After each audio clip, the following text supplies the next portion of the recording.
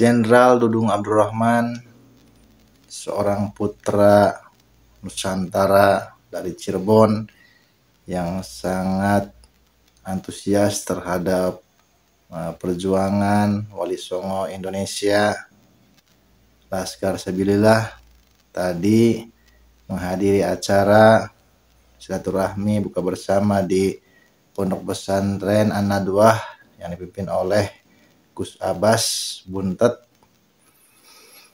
Beliau sangat concern pada persatuan dan kesatuan bangsa ini, jangan sampai dipecah belah oleh oknum-oknum tertentu yang mementingkan kelompoknya, yang mementingkan klannya.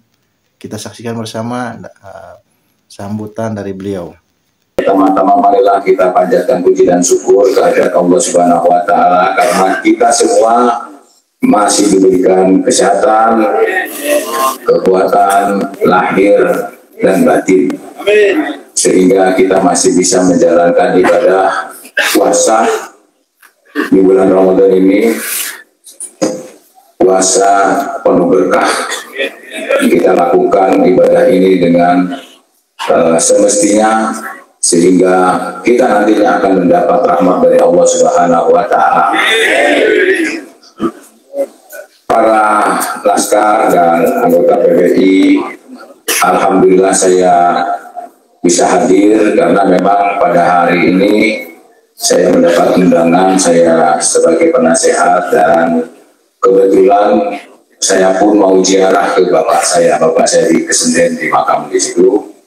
Bapak saya aslinya dari Kecilon Cideng, yang burine Gunung Sari Bengeni, Cito Mancing. Pada kesempatan yang berbahagia ini, tadi Pak Kiai Abbas sudah menyampaikan tentang niat baik dan tujuan PBI untuk kepentingan bangsa dan negara. Bahkan Kiai Marudin juga tadi menyampaikan salah satunya dari tujuan negara yang tercantum di dalam pembukaan Undang-Undang Dasar 1945. Ya, dialin-alinnya bahwa dengan rahmat Allah yang Maha Kuasa dan dengan didorongkan keinginan yang luhur supaya berkehidupan kebangsaan yang bebas, maka rakyat Indonesia dengan ini menyatakan kemerdekaan. Kalau ingin melihat sejarah-sejarah 350 tahun yang lalu, 350 tahun kita dijajah Belanda, 3,5 tahun dijajah Jepang, yang kemudian sejarah membuktikan di Surabaya dengan pimpinan Bung Tomo atas restu Kiai Abbas dari Cirebon, dari Buntet, maka pertempuran sekalipun hanya berbekalkan bambu runcing di Surabaya, pimpinan Bung Tomo hanya seorang yang terdidik dari kepanduan, didukung oleh laskar fisabilillah, para kiai, para ulama yang mengorbankan jiwa dan raganya, 16.000 syuhada yang meninggal, 1.600 sekutu terbunuh, tewas, 200.000 kita mengungsi. Tetapi merah putih di situ berdiri tegak. Laskar-laskar fisabilillah dari seluruh penjuru di Jawa ini berangkat menuju Surabaya. Artinya bahwa kebenaran-kebenaran itulah yang kemudian menjadi tonggak bagi para laskar-laskar. Ya, karena bahwa kebebasan, merdeka, dan ingin menjadi suatu kebenaran adalah demi Allah Subhanahu wa Ta'ala. Ini yang terpatrik pada jiwa bangsa Indonesia, sekalipun jiwa dan raga dikorbankan. Bapak sekalian, sejarah telah membuktikan bangsa Indonesia kenapa lama dijajah oleh penjajah sampai 350 tahun. Karena dengan mudahnya kita diadu domba, dengan mudahnya kita diadu domba. Setelah kita merdeka, banyak goncangan-goncangan, cobaan-cobaan GT12 PKI, adanya DITI, adanya Permesta, dan lain-lain sebagainya.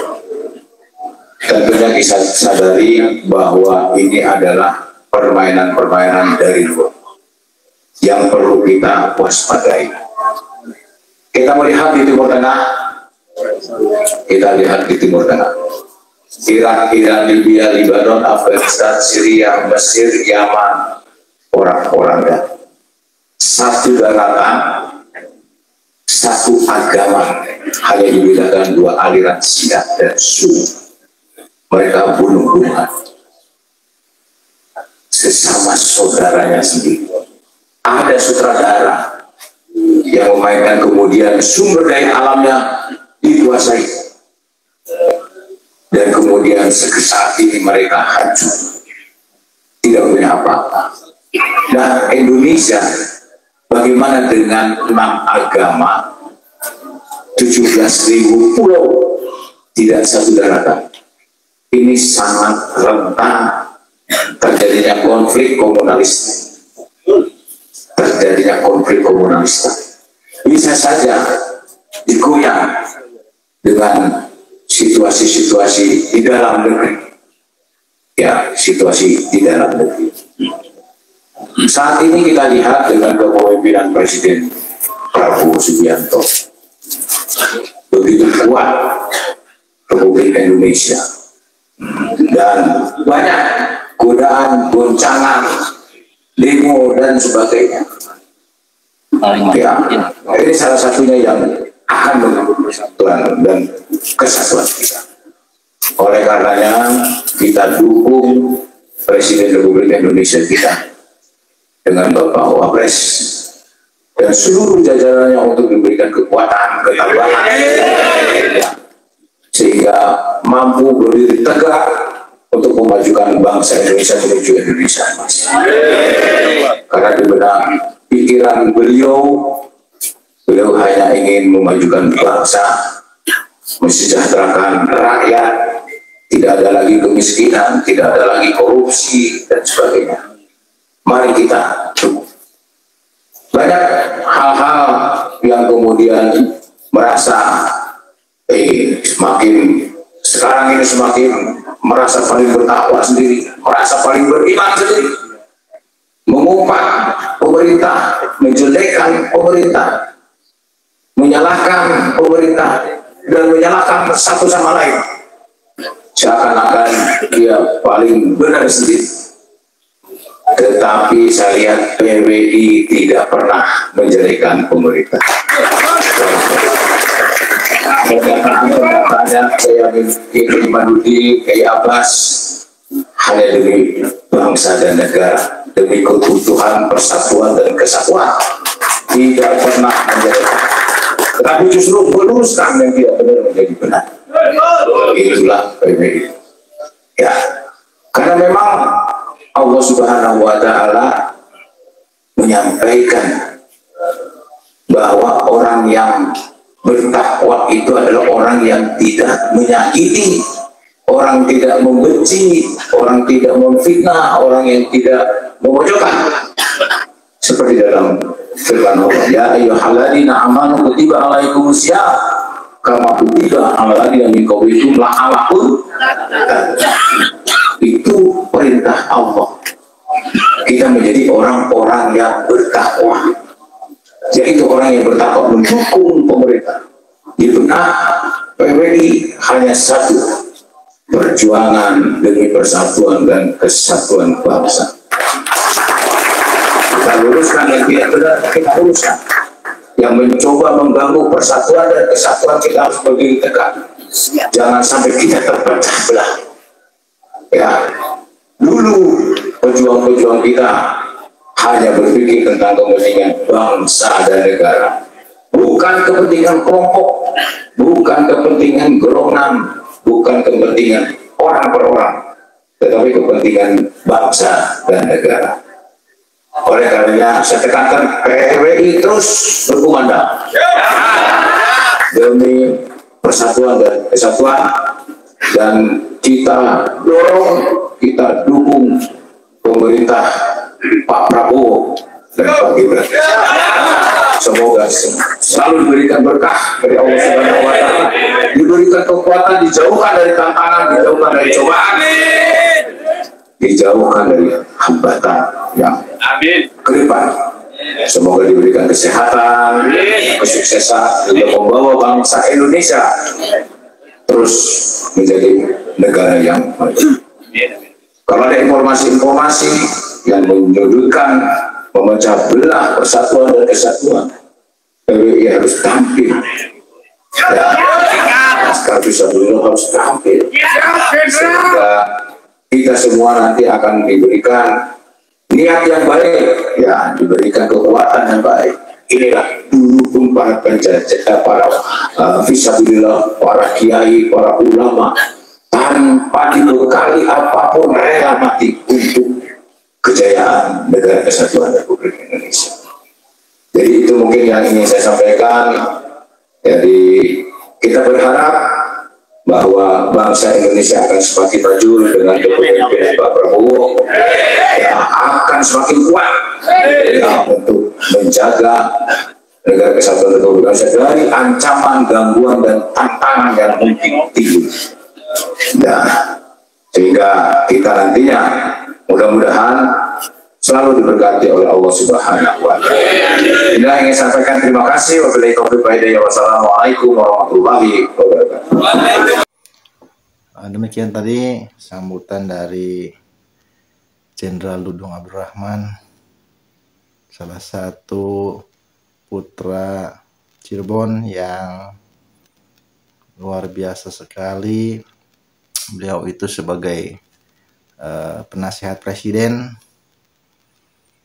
sangat mendukung PWI-LS, dan tentunya perjuangan meluruskan nasab baginda Nabi Muhammad SAW jangan sampai dikotori oleh oknum-oknum tertentu yang membuat kerusakan atas nama Nabi Muhammad SAW, menghegemoni, mendoktrin umat, sehingga lunturlah rasa kecintaan umat pada bangsa ini.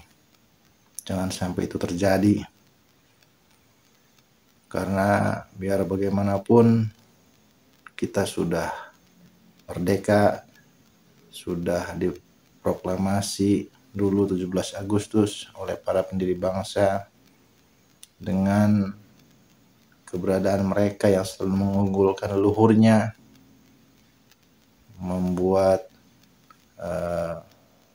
klan mereka itu seolah-olah menjadi kasta tertinggi di republik ini, berbuat semaunya, seenaknya. Tapi sekarang dengan berkahnya polemik nasab ini, mereka sudah tidak ada apa-apanya, dan pengikutnya sudah mulai banyak bertobat. Mukibin sudah banyak yang insaf, seperti saya ini mantan mukibin. Ya buat apa lagi? Memang ketika sudah terdoktrin oleh beliau yang mengaku cucu Nabi, kita sudah tidak berdaya. Seperti apa yang saya alami ketika waktu dulu melihat, memandang Habibie itu seperti wah cucu Nabi, seperti terpancar cahaya kekaguman. Mungkin karena dulu saya sangat mencintai baginda Nabi Muhammad SAW. Tapi sekarang setelah saya tidak meyakini bahwa nasab mereka bersambung pada baginda Nabi Muhammad SAW, memandang mereka itu kok justru tidak ada aura-aura cucu Nabi, justru mendekati seperti genetik mereka, plat G. Jadi seperti mirip-mirip India gitu. Mirip India. Coba lihat saja wajahnya Pak Mukdor Tanggul, Pak Hanif Al-Atas, itu tidak ada aura cucu Nabi. Mudah-mudahan teman-teman yang masih menjadi mukibin cepat insaf. Insya Allah 50 tahun ke depan, 100 tahun yang akan datang, 200 tahun yang akan datang, kita duduk sama rendah, berdiri sama tinggi. Tidak ada lagi kasta tertinggi, tidak ada lagi orang yang merasa spesial, merasa tinggi kedudukannya di negeri ini. Wassalamualaikum warahmatullahi wabarakatuh.